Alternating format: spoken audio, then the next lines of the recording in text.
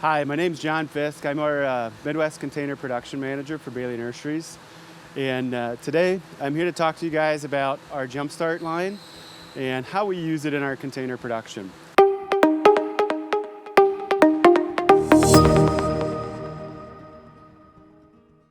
It's really been a good thing for us. We've started this quite a few years ago now, and many of our grower partners are really latching on to this same concept.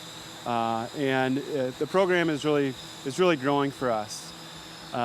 Oftentimes though, we do still get a lot of questions on how we're using this to benefit us in our own production.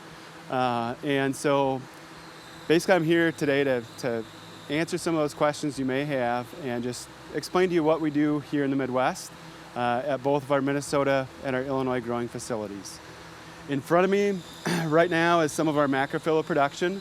It's a very large line item for us in the nursery, as many of you are probably very well aware. What you see here in front of us is basically our Jumpstart line of our macrophylla hydrangea. And many of you guys are very familiar with this. What I'm holding in front of me is actually a direct stick cutting stuck into this tray May 15th of this year. And currently we're filming here at the end of July. So we're off to a pretty good start. We've got some plants that have a couple good breaks and some rooting.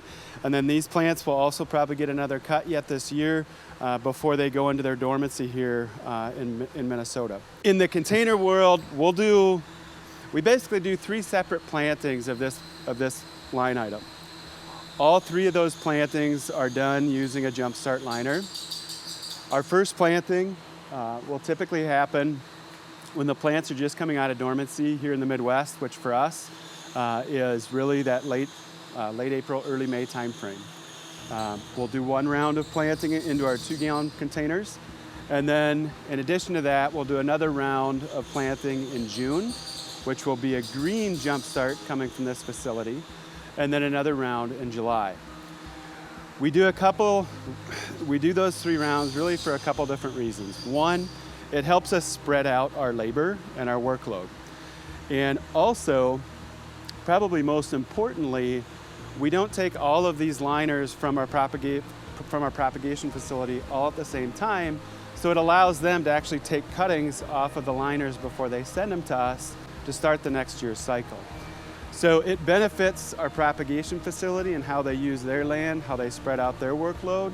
And also they can time out basically their planting of plugs to Jumpstarts or direct stick cuttings to Jumpstarts to meet basically our needs and when we're going to take this in production. So moving into my samples I have here, this was actually a Jumpstart which we planted in week 28, which was not that long ago. We're recording this video, it's end of July, and we planted this not that long ago, and it was a green Jumpstart that came from our propagation facility here in Minnesota, and was just planted. This other example here was what we did essentially a month ago in June. And then I do not have a sample with me of what we planted in May, but it's very comparable to this, okay? So if we get basically a well-branched Jumpstart that we transplant into a 2-gallon container outside, all we are doing is essentially basically planting it, and then we are in maintenance mode for the rest of that season. If it has good branching like this, we will not prune this plant at all in its first growing season. We just basically let this plant do its own thing, and we nurture it with fertility and water throughout the growing season and give it enough space to basically grow and then develop buds along these lower stems. So then at the end of the season, as these plants go into dormancy, we will overwinter some plants outdoors. And we will basically cover them up and give them a lot of insulation so that they will stay at about 30 to 32 degrees throughout the winter dormant.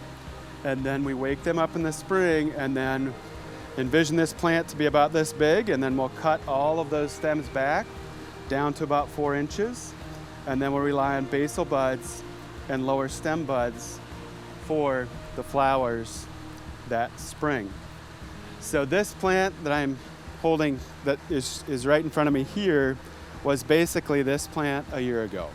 So this would have been from our week 28 planting last year, so our July planting last year. That here again, we just let it grow. In the first season, it went into dormancy, we overwintered it, and then we cut it back very hard, and then we had great shoots come from the base, and then the flower buds survived, and we have a beautiful flower show. That's a general process for what we do.